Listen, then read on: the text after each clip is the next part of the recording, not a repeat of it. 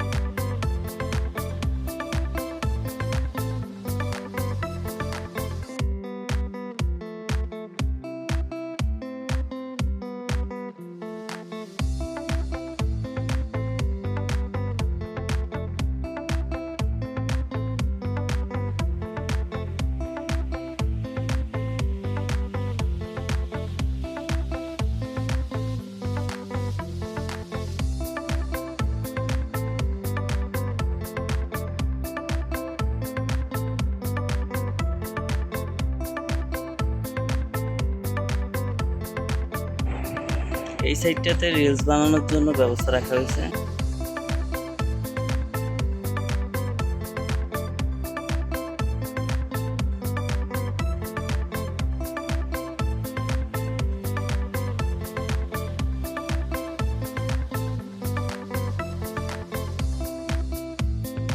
এই সাইডটাতে কিছু রাইডের ব্যবস্থা আছে।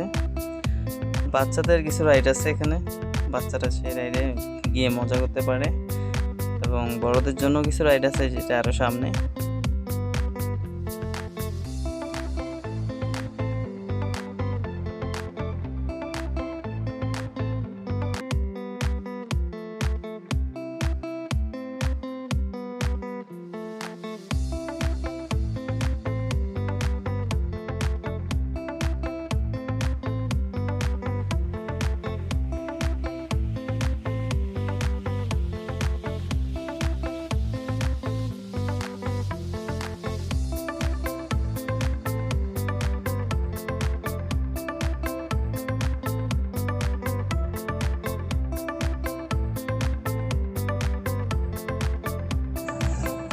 হঠাৎ এই পার্কেও রাসেল ভাই করে দেখেন।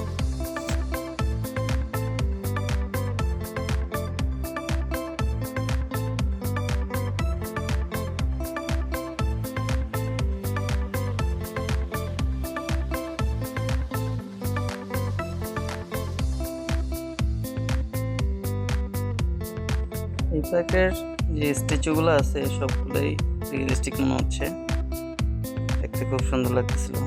দেখুন বাচ্চাদের মানে কোনো ভয় নেই, বাঙালির সাহসী যাত্রী সেটার পরিচয় এখানেই।